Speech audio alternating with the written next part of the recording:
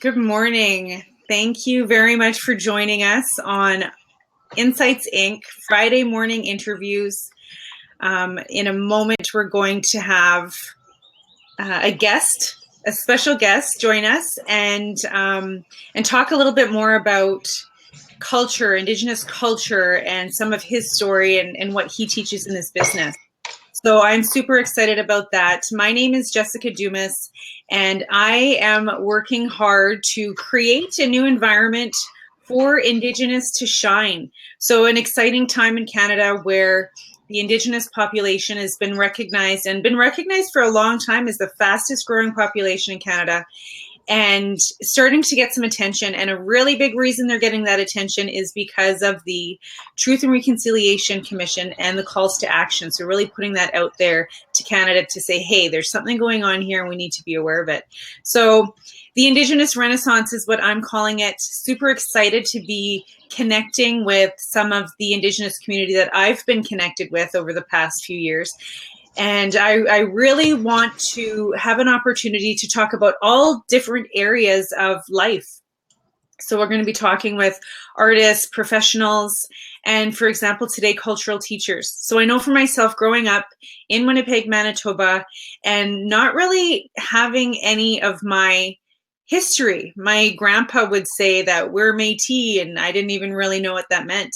But years later, learning that my grandmother was from a First Nation of Manitoba, and attending a reserve and a chief summit and seeing chiefs in headdresses, and I've shared that story. I was shocked that chiefs were in headdresses. But it wasn't until that time in my life, I was an adult already, starting to learn about that connection to the reserves and to the communities and what that meant for me and for my family and for my personal growth. And it wasn't until that time that I started to finally feel like I belonged. So connecting with Indigenous community, connecting with culture, and really finding my strength in that. So I'm going to invite Kevin Nadjiwon to join us. He is Anishinabe from Sault Ste. Marie, doing lots of amazing things in his community. And so I'm going to invite him now. So can you hear me, Kevin? Can you hear me? Hello, Jess. Yes. Good morning. How's it going out in Sault Ste. Marie? Oh, beautiful. Very beautiful. Happy Friday to you. Happy Friday. Thanks so much for joining me. So yes, absolutely. Before I give you the stage, I just wanted to share that. So Kevin and I met in 2011, and he was participating in a Walk for Nations. And we have a mutual friend, Irvin Chartrand, who was in that crew.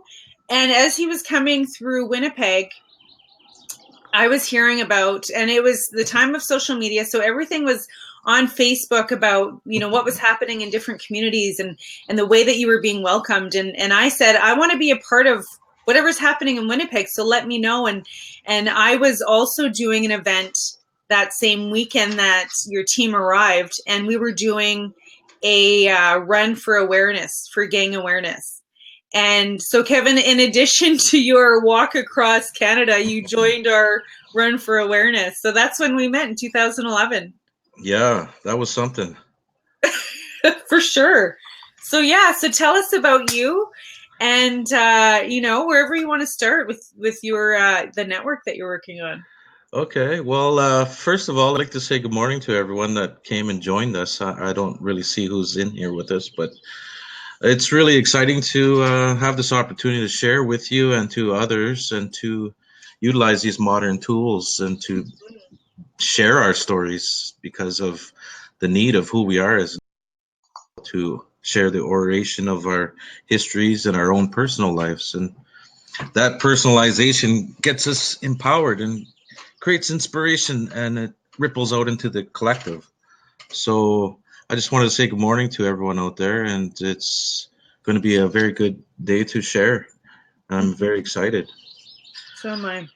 So just to share a little bit of what you were sharing is that as for yourself too, as you're utilizing this new technology to share and express and create unity and education. When we met you, yes, we were doing this walk across Canada. I had just gave up everything. I resigned with the federal government. I was working with them for about 12 years. I was working right in the heart of the beast, so to speak. And We're being guided. The way I got into that job was just a day job, just doing labor at the federal government building. And I was literally in the basement in the dark, moving, boxes and material.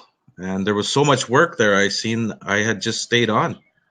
And the Mhm. supervisor at the time, he said, Kevin, we reach out to a lot of your community and people are not really inspired to work here.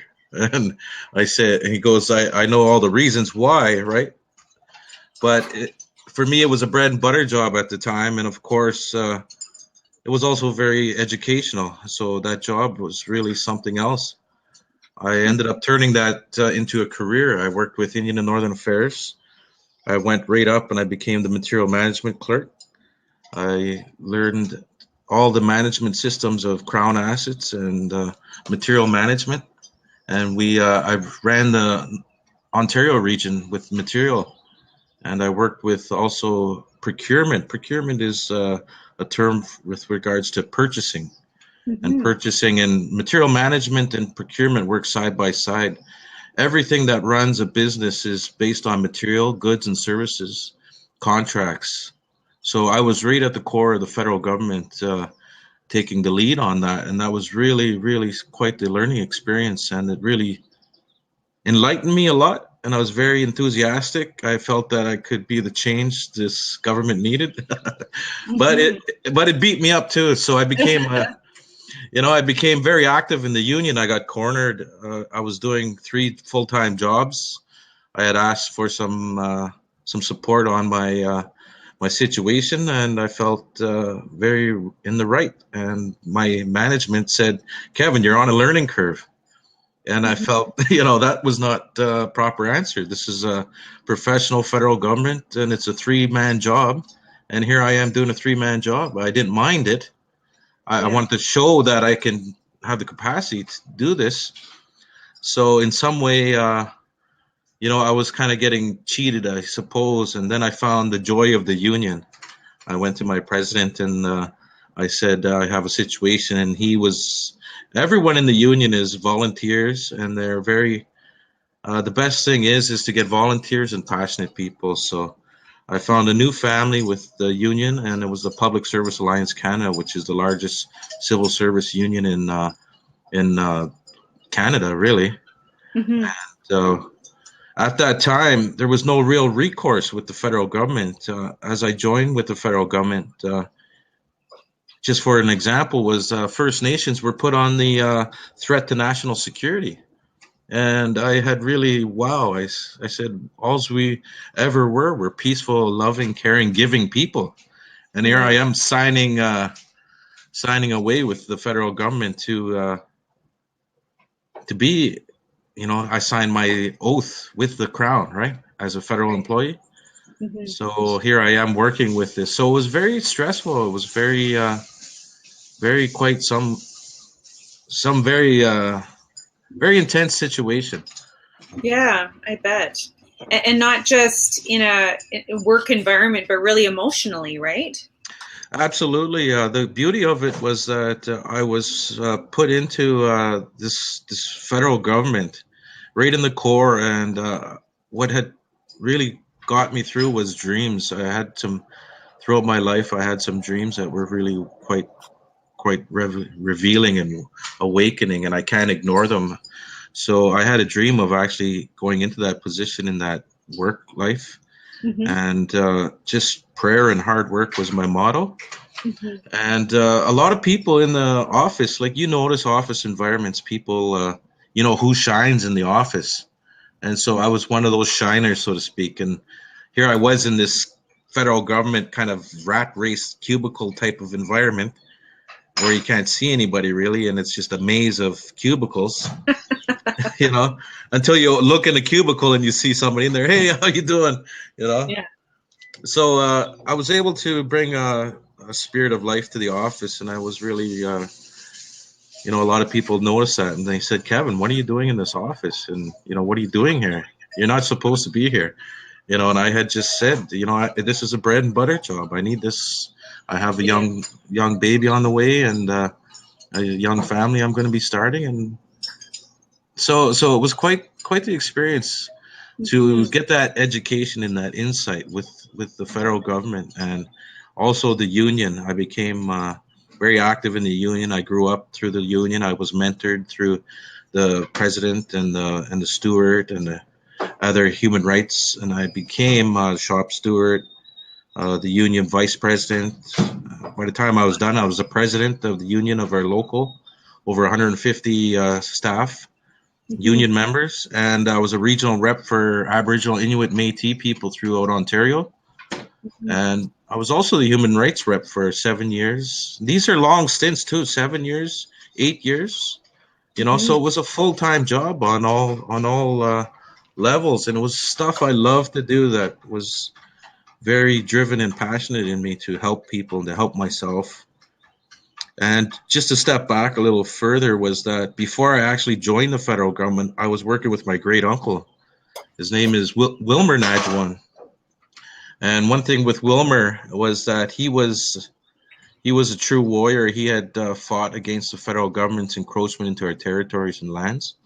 Mm-hmm. And he had, at the time I was working with him, he had started a business. It was a cultural retreat camp. It was with teepees and cabins and cultural tourism, essentially. And we had a lot of people coming in from Europe and Asia and foreign countries that really loved to see what the indigenous people were doing and living in. And Mm-hmm. he had put this camp together, a part of his vision to showcase and to highlight, who we are and what we do. Yeah. And he said, Kevin, this is a tourist thing, but we need to do this full time. We need to like this renaissance, as you refer to, is that we as indigenous people are having this spirit of renaissance, of revival, of celebration to come back through. Yeah. And so working with this campground, it really inspired me. I was, it was ununionized. So here I am doing like 10 jobs. you know, I'm doing labor, wood chopping, cooking, cleaning. I'm doing cultural awareness. I'm running a paintball field. We're doing guiding, touring. It was a hell of an opportunity. We're doing carving, doing crafts, arts. You name it. It was amazing grace, and I just some nights in the night I would just look at the stars and I'd cry because it was really disheartening to see. It takes a community to run a community, and here I was, this one guy running this major campgrounds, and Yeah.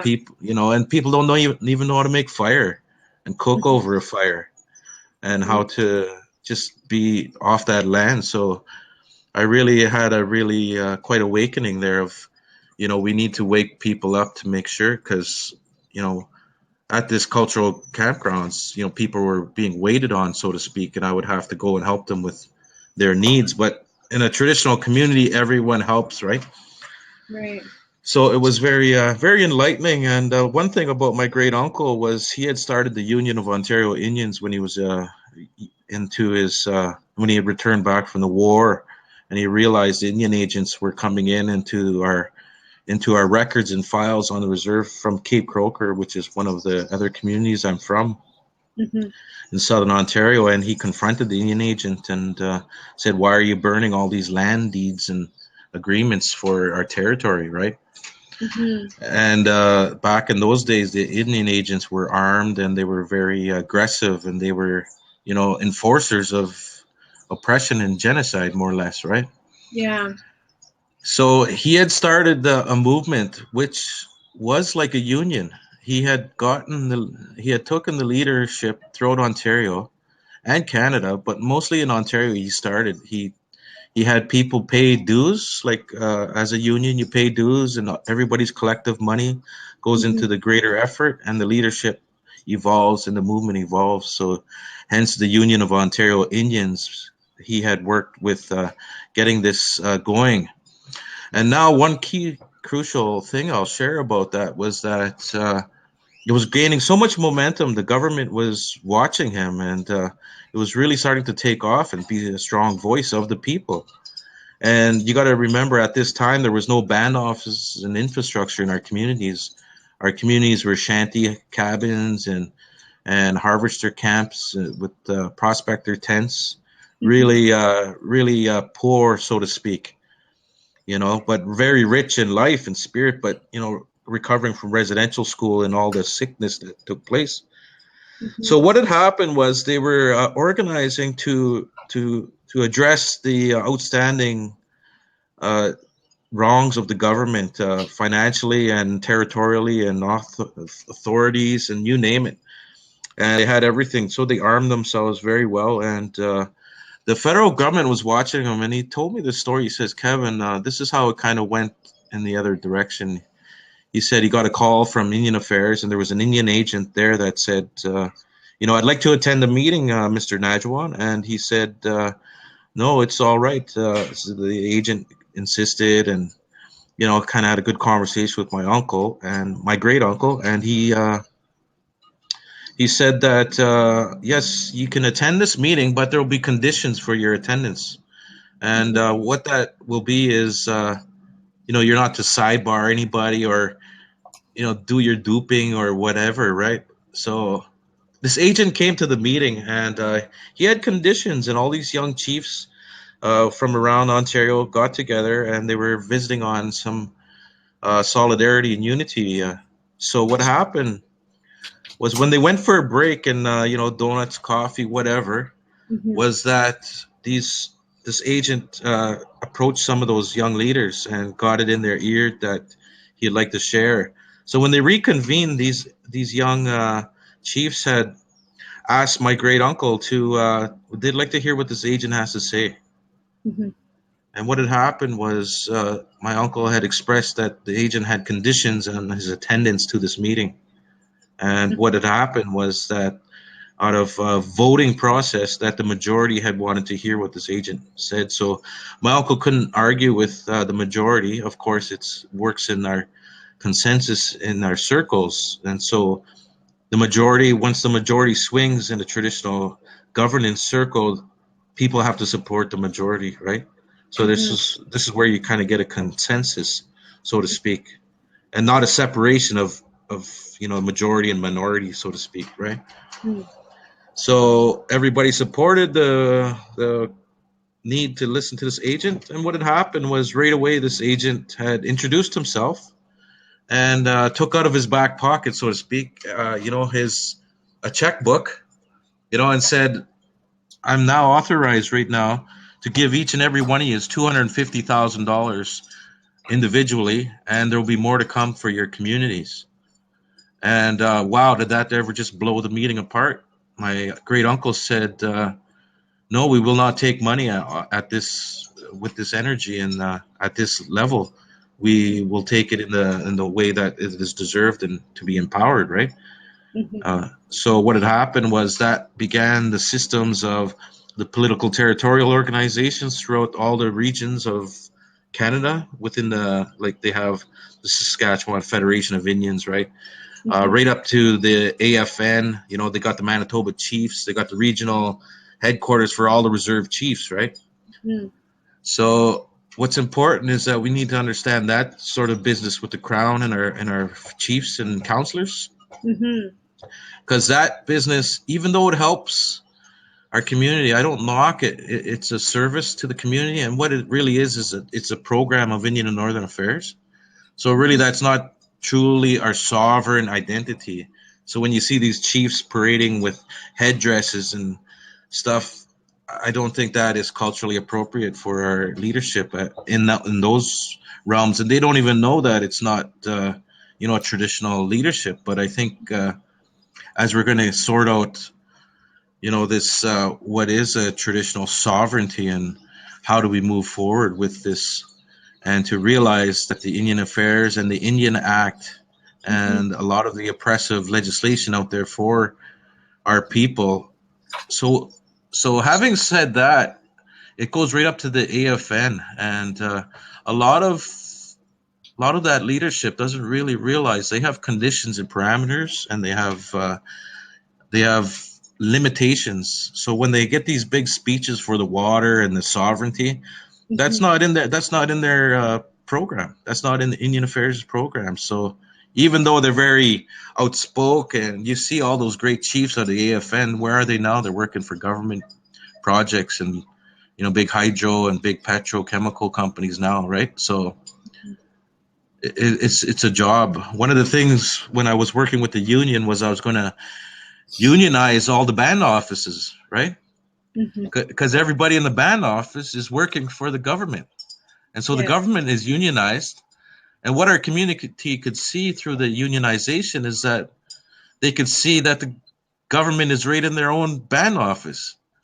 So when they're unionized, that recognizes that they're doing the programs, doing the same job as a program pusher in your regional Indian affairs office. Yeah. They're administering dollars to education, to the housing, to Mhm. health and wellness.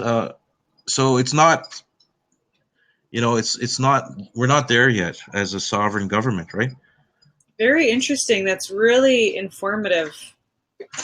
Yeah, it's very important, and it's a true story. And this is where now getting into, say, a business and an entrepreneurial spirit is today our business is non-capitalistic. It's really now today we're in a business of survival.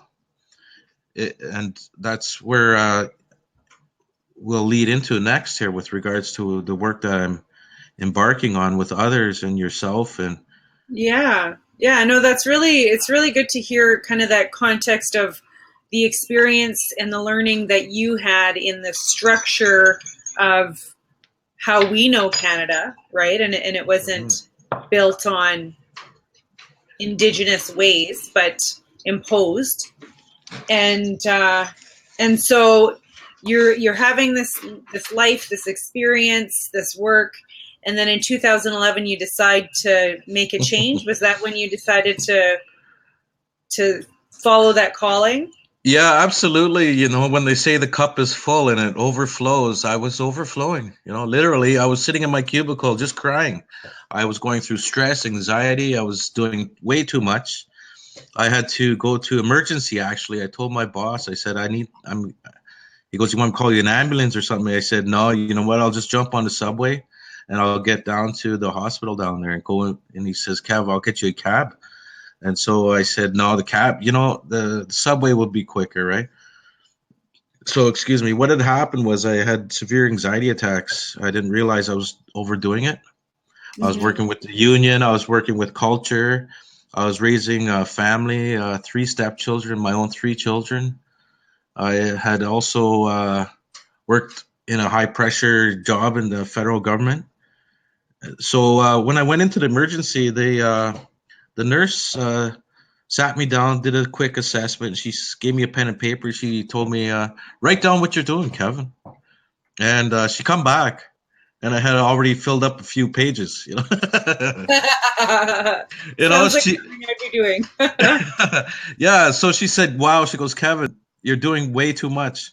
She goes, "I want to tell you something. Stress is the leading killer of people, and people die from stress. And you're overdoing it. And this is what's happening. Your body is shutting down. You got the symptoms of stress and anxiety, and we need to work on reversing this process, right?" So I took that as a sign as well, Yeah. to make changes in my life. And I had once again, a dream experience, and that's really important that we have these dreams and visions in our life that guide us. And as Anishinaabe people, we are guided by dreams and vision. Some of the, for example, our traditional upbringing is to go out onto that mountain and to that fast and to get your dream and your vision as a young adult. And what happens is that the spirit wakens within and you are led to your destiny. Hmm. So, as Anishinaabe people recovering from, you name it, oppression and genocide and colonization, residential schools, we've we've been a little delayed on our dreams or sidetracked, so to speak, right? Hmm. So what's happening is we're recovering that dream of our people through it's like when you lose something, you don't know what you got until you lose it. So Hmm. in our own personal lives, we have losses, relationships and loved ones, and growing pains. So it's important that we embrace and understand how precious every day is and how life is and our dreams and visions. Mm-hmm. So as we look at great leadership in the past and how we look at medicine societies, and essentially we have everything we need, we just wake that up, and that's what's happening. Is this there's a bit of a prophecy of a sleeping giant, and in our territory here there's a sleeping giant out of Thunder Bay. And these elders, we were talking and they were visiting and they were talking about a prophecy of the sleeping giant. And it's not uh, they say the sleeping giant will wake, and this is the time of the awakening of a sleeping giant. And what it is that our creator is Nanabujo, and Nanabujo is this creator spirit, an entity that worked with Earth and the spirits of the universe to create the Earth and the universal people of the Anishinaabe people. And through his creation process, he was a trickster, and he had taught the world. And there's other names for him throughout different territories. In the east, they call him Glooskap. In the west, I forget what they call him there. Um, but in any case, we have these supernatural creators, guides that come to Earth. So they say he went to go rest up in Thunder Bay. And so if you know the territory here in Thunder Bay, there's an island outside off the shores of Thunder Bay. It's called the Sleeping Giant. Mm-hmm. So what it is that the sleeping giant is wakening, and what they talk about is that Nanabujo put himself in each and every one of us. So that sleeping giant of Nanabujo, he's waking up, and he's waking up in me, and he's waking up in you, and you, and you, and you. And so how do you embrace this ginormous spirit that's waking up? A lot of people, so we have to have this capacity of spirit and emptying this cup and becoming water and fluidity and breaking all this structure that's been put on us, boxing us in through residential schools and programming. So with this sleeping giant waking up is that in our territory here I'm based out of Sault Ste. Marie. It's called Boating, and this is a beautiful place on earth. No place else like it. It's right in the heart of the Great Lakes, and there's a there's a lake just offside the river here, and it's called Lake St. George. And an elder was telling us this is where the sleeping giant comes to wash up. And last summer we had a major water ceremony here with people coming from all over with regards to doing water ceremonies, and they came here and they were washing up, you know.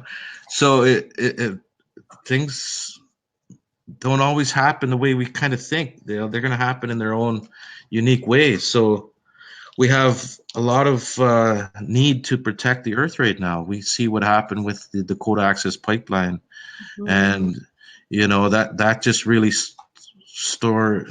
open up a bee's nest of sorts because of the last final frontier of enough's enough. So we're in this war is still going on. We got to understand that maybe we're not physically fighting, but chemically Mm-hmm. and strategically they're killing their land, they're killing the resources, excuse me, through oil and pollution. You take the food, you take the water, you control the people.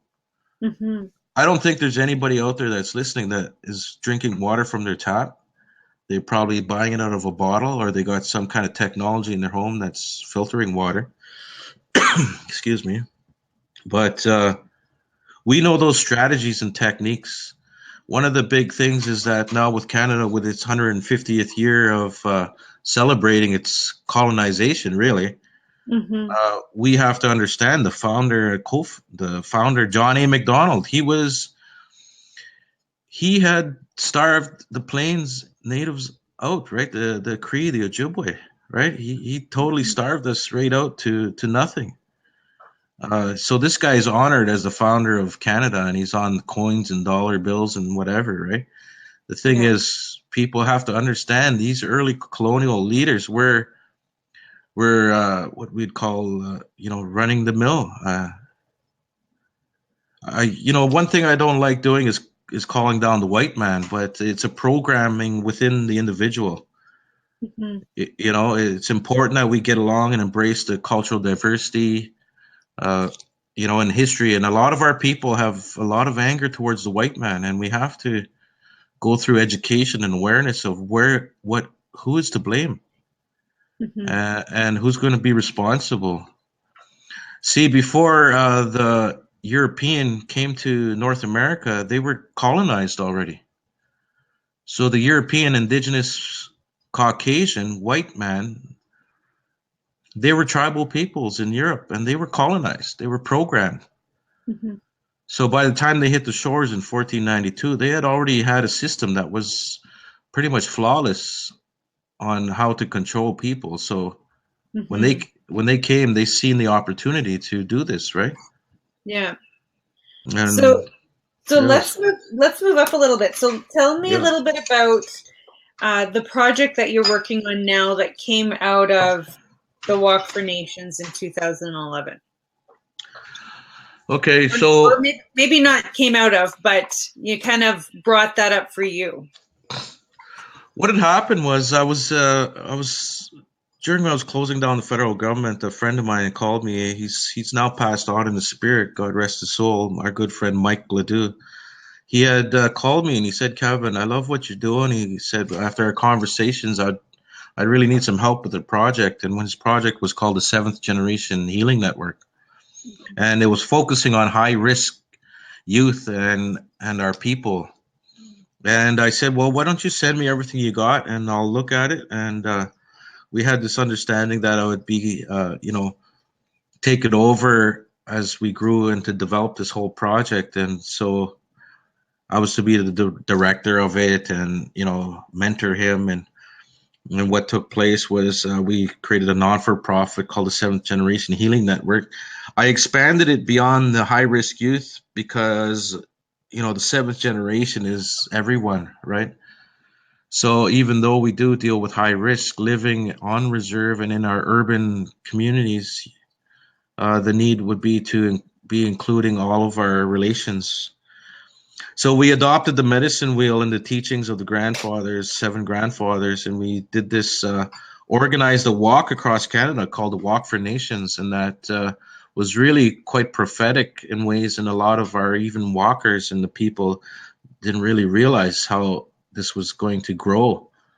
And I really had felt it because I had seen it. I had really felt strongly of this strong spirit of this walk that we had done. So when we were in the East Coast, the Mi'kmaq elders had taken us into council and they shared with us that 21 generations ago that they had a vision of youth coming back to the East Coast and regrouping the people and doing a walk. So it was part of their prophecy that we're doing this.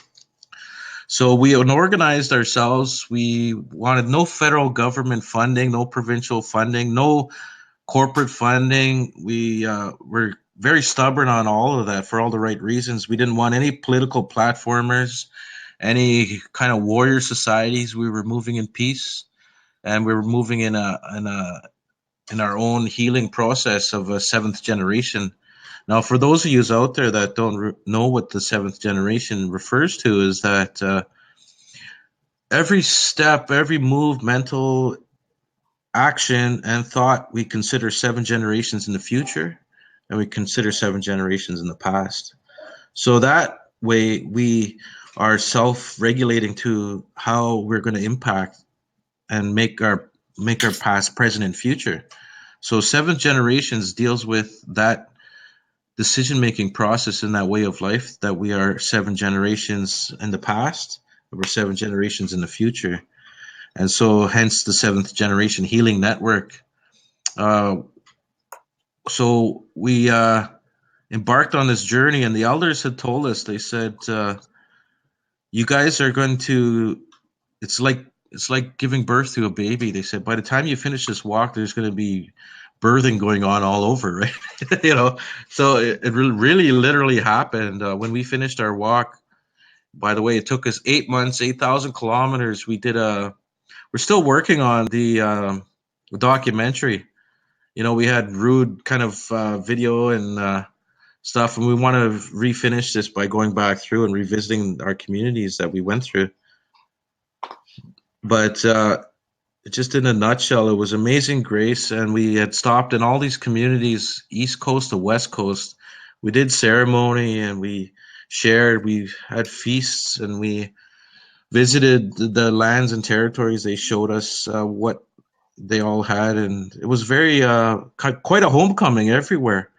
And we were able to go into communities literally on fumes on our gas, and get fed, get looked after, and get the funding to get to the next stop. It was beautiful to watch. It was Yeah, beautiful to watch from Winnipeg, and to watch on social media and just seeing that love and that support, right? And that's really what our communities need to continue to keep alive, right? Is that unity that you're talking about. absolutely. And one of the things I know with Winnipeg and its major urban population, and as you know, Irvin Chartrand and his goals, we had learned a lot about gangs and high risk lifestyles. We know it all in our own communities. We've been there and done that. Some of us, most of us, and made it through. Mm-hmm. One of the big things we were focusing on was that our children, our youth, and our people were hijacked by drugs and alcohol and racism and very negative ways of living. And there was really no other way that because we were totally decimated with our education, our traditional roots through residential schools. So you take an urban setting such as Winnipeg, when you got a high population of First Nations. How did these gangs come to be? Because of the need to organize yourself, and what's the organizations going to be? Our gangs, right? Mm-hmm. And I don't blame them. I think it's important to get organized. Who's to blame? Who's the most terrible gang out there? The federal government or Manitoba Warriors? Who knows? I don't know, right? Yeah. There's a Bear Clan gang out there that takes care of protecting the streets. I think things are starting to make transition, and as my friend Irvin shared with me, was that the reason how they started those gangs was that they were all getting pushed and beat up by other non-native gangs, right? So having to organize yourselves, and one of the things he refers to, which is false families. So you get young youth recruited into these gangs, and they give you a lot of love, they give you a lot of money and drugs, and tell you they love you, and oh, you're my bro, you're my girl, you can go work the streets for me, you can go sling my dope, Mm-hmm. and then when it comes time to pay, or you're messed up on drugs and you're disorientated, there's going to be consequences and discipline, and there's a hell of a lot of violence involved with all of that, right? So it's very terrible that we have created this bit of a monster, but we can only learn from it and make a transition from this. And Native American gangs are one of the strongest, long growing movements in North America, really. Yeah, for sure. So I just wanted to mention I shared on the page the links to Firekeepers and to the Eighth Generation Infinity Network, so the Facebook pages. So tell us what those are. Okay, so what had happened was Facebook came out in 2007. It was like, we're going back to referring to tools. We didn't know exactly what it was. I always felt a yearning to do this movement of firekeepers, being a traditional firekeeper myself. What I had done was just put this group together to do my own self help. When I was a young boy, I had read this book of wisdom on Native American elders, and I just gobbled it up, and it changed my whole vibration in my life. I was so inspired, and I had changed a lot of my thinking. And it was just quotes and wisdom and stories. Mm-hmm. So I decided to do this through this Facebook social media that it started out. So Firekeepers, I had it as a closed group for family and friends at first, and then I opened it up, and it's grown into what it is today. There's about 30,000 of us on there, and I've been the only administrator of it. So I've been keeping that fire for at least 10 years now. Actually, That's a 10-year. amazing. So I enjoy that. One thing, Jess, is that the longest distance on Earth is from the mind to the heart, and then back again, from the heart to the mind. Yeah. So having walked across Canada and done this journey, what's most important is that we have to empower individuals and give them the tools and resources and the energy and the food and fuel to become themselves.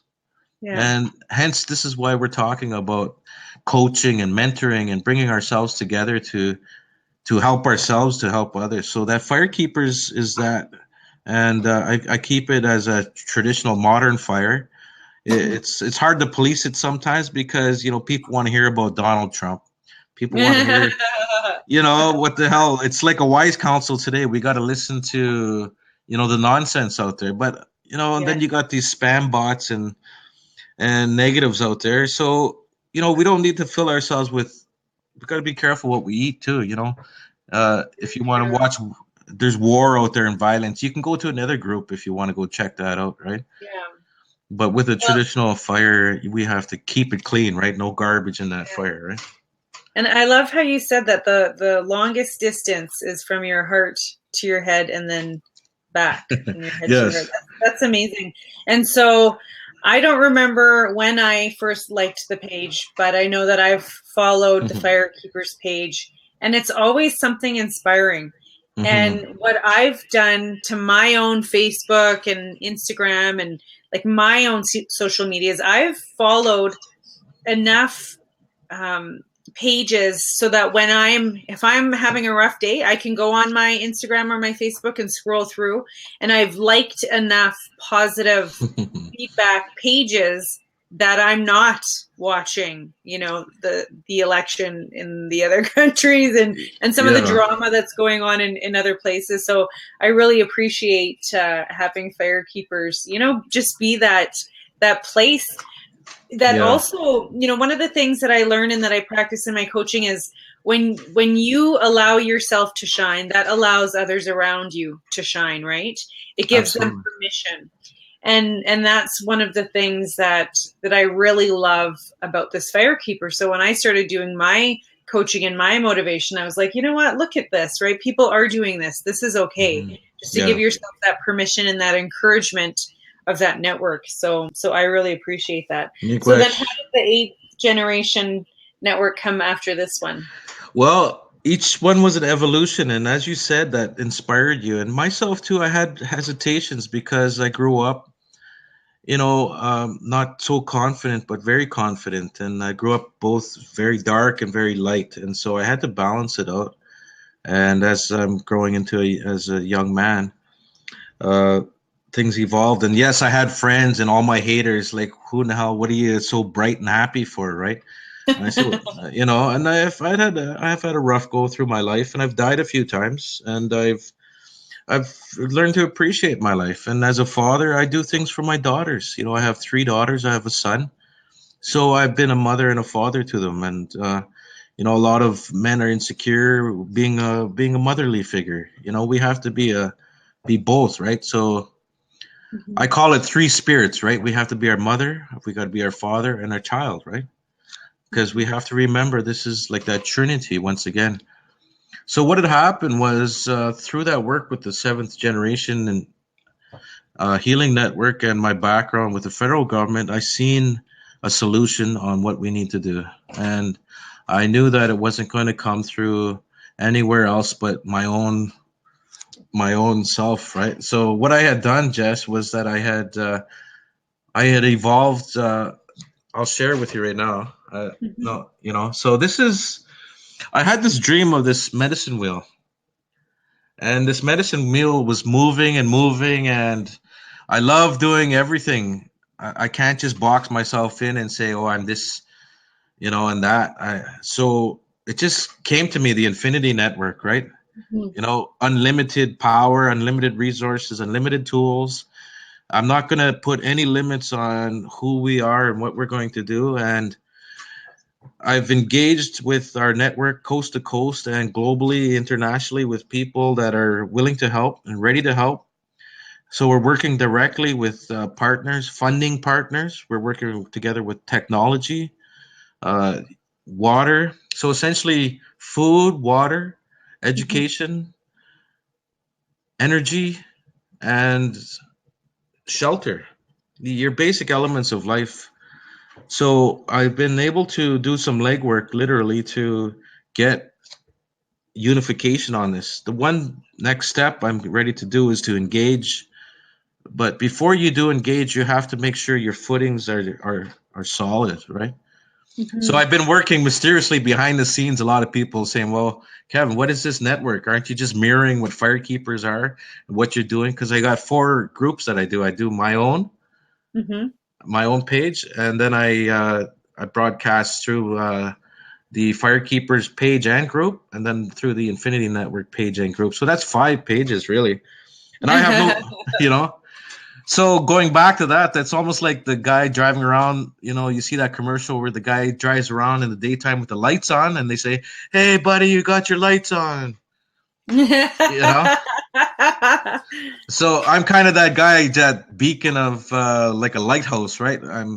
Because I've had people say, "Kev, you're posting way too much. I got to delete this group or jump out of it." It's okay. Go wherever you need to go, but I'm going to continue to be this lighthouse, and Yeah. it's going to evolve, and I'm ready to evolve it now. Yeah. And what we'll be doing. So essentially, going back to this, is that the medicine wheel, if you don't, just a little background, is that Mhm. this fire in the center is the spirit of the people, the creator, right? Mhm. It's this blessing of life, and it shines through.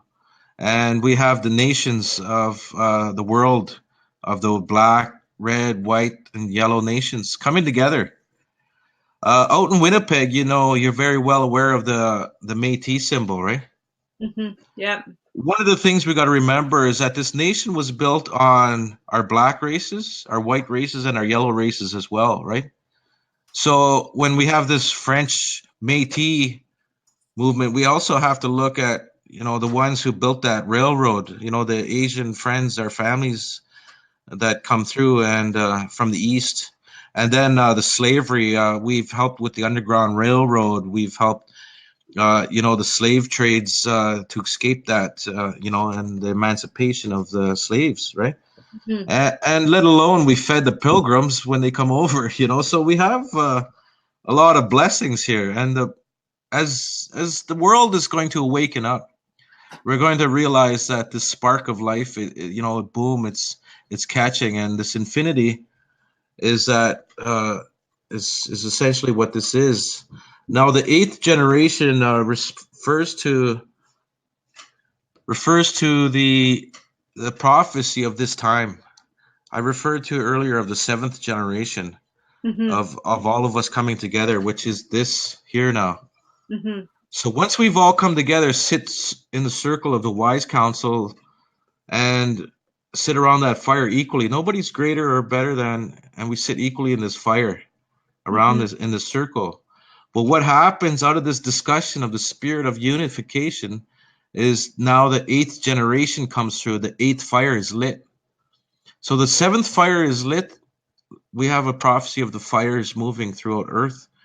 And the eighth fire now is this fire within the human being, of that sleeping giant waking up, and that we will now transform and transcend into a greater force. Mhm.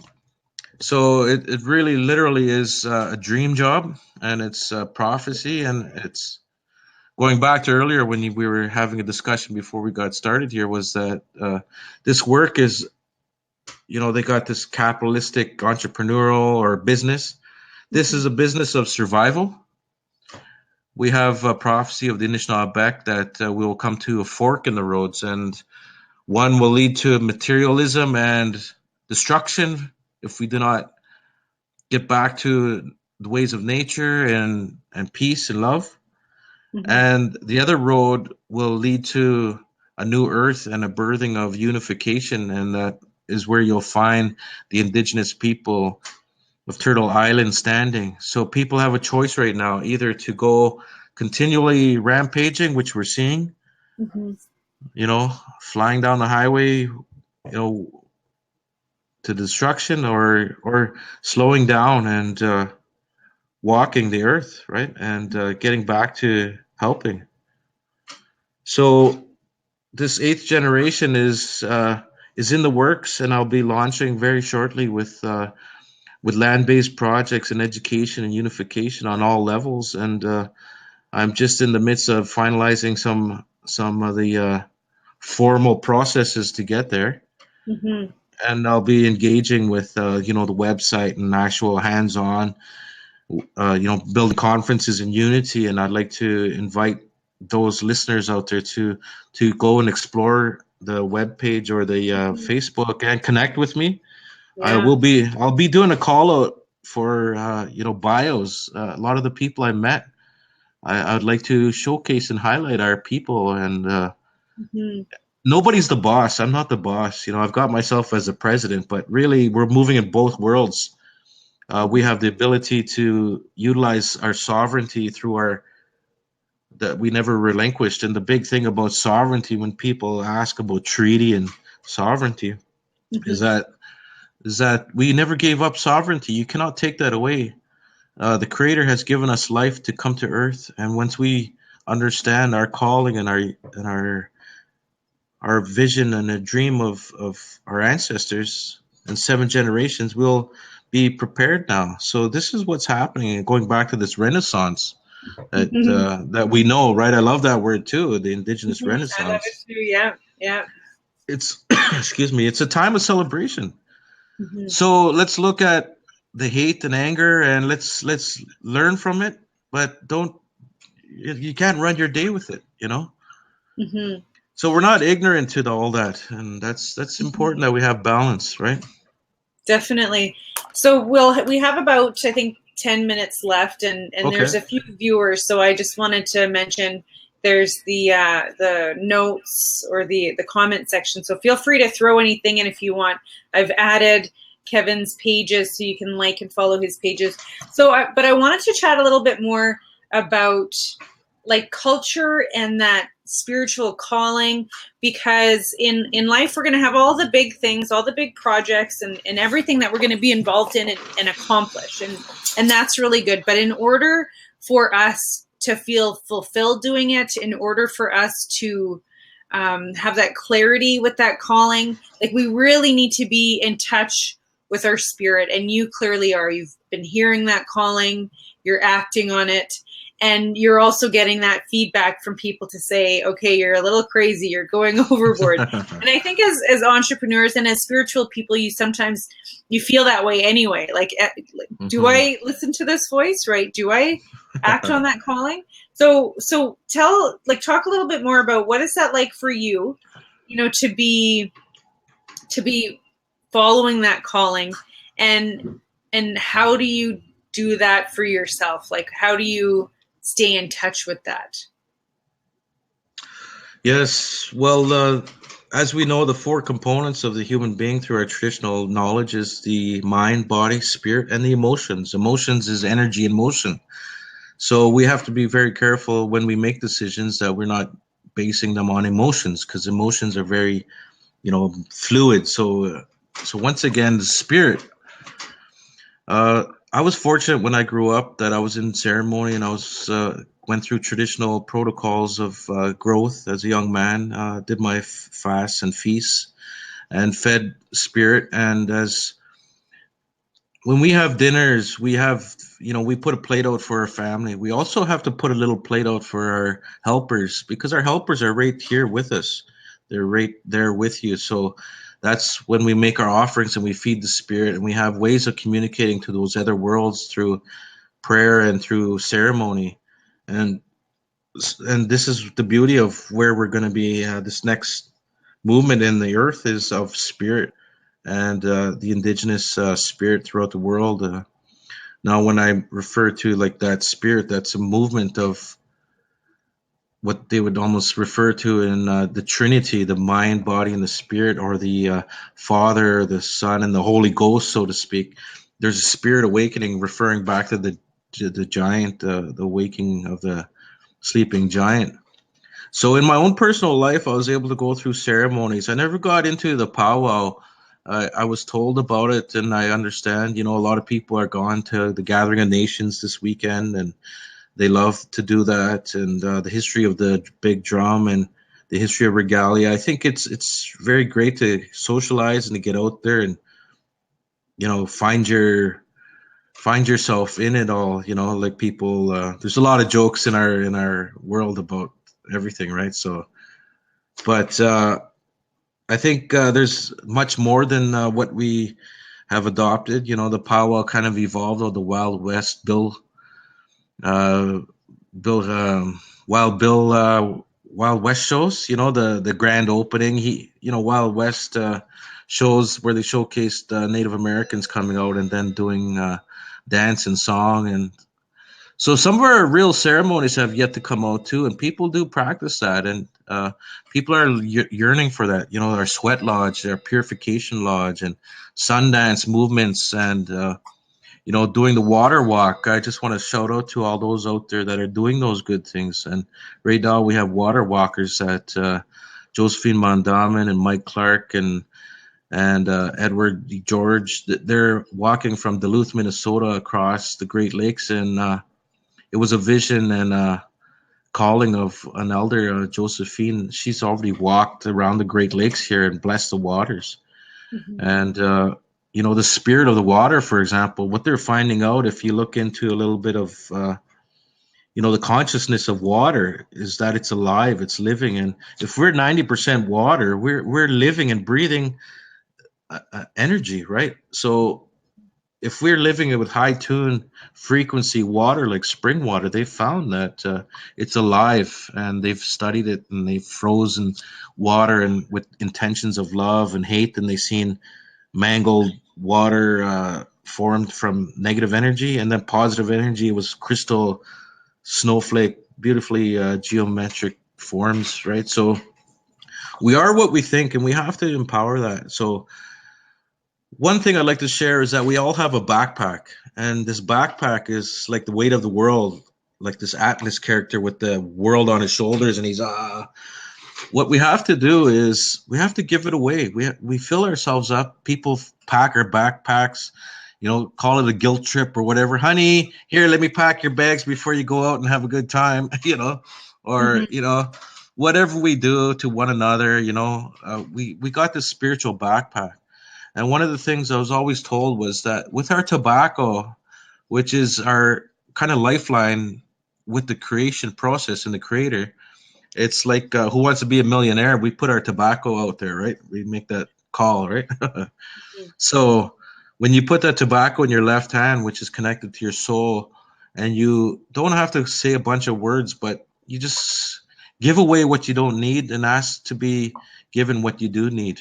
And you could be specific too if you're going through hard times or you want to get rid of some of your anger and stuff. So you give it away, and slowly you allow that opportunity for that spirit to move through you, and you'll feel that this releasing. And things don't happen overnight, but you can begin to make that step in that journey. It's an important step, and as we know in our circles that we're breaking the circles of violence and discrimination within our own communities, and drugs and you name it, it's out there, and we've been given the worst case scenario to be the best, right? you know and I just want to encourage everyone out there that is having very difficult struggles, that's important to hit the bottom, because you won't return there. You can just rise up, and that's very important to be there. I've been there, and what we can do is help find those people that help nurture us and grow like that Mm-hmm. seed, right? Definitely. And doing that through connecting with you. So I want to acknowledge your time is up. I know that you have so much wisdom and so many, so much information to share, and through the way of storytelling, right? Which is another Yeah. traditional way. So thank you so much for taking the time and spending that with me and with our viewers. And best of luck with the 8th Generation Infinity Network, Firekeepers, and all the things that you're doing, and to your family and to your community. Yes, absolutely, Miigwech. On a closing note, you mentioned something very important. You Hmm. said luck, best of luck. I want to just share something about luck. Sure. This leader said, someone said to this leader, he said, "Well, you're very lucky." And the leader responded back. He says, "There was no luck here. It was preparations for the opportunity, right?" So I want to let you know that this wasn't just magically happening. There's a lot of suffering, and like the iceberg, people don't realize how much hard work it is to get to where you need to go. Yeah. So we have to encourage people and just be well. And I want to thank you, Jessica, for the work you're doing. And I'm sure and looking forward to our work ahead and Mm. expanding on some of this sharing. And also to the viewers out there that have taken the time to come in and join us and visit us. And there's a lot to share, and sometimes there's a time and place to share it. And I'm just happy to have shared a little bit of a little bit here today with you. And I'll look forward to us launching into this great unknown. I'll be So watching. miigwech to everyone, matak bios, all my Okay. relations, and thoughts and prayers for everyone out there that are making that change and helping more hands, less work, really, right? Yeah. Thank you, Yeah. Kevin. We'll Yes, talk to miigwech, you very yes. soon and see you Yes, online. miigwech. Yep. Yep. Miigwech. Cheers. Yep. Thank you. Bye bye. Bye.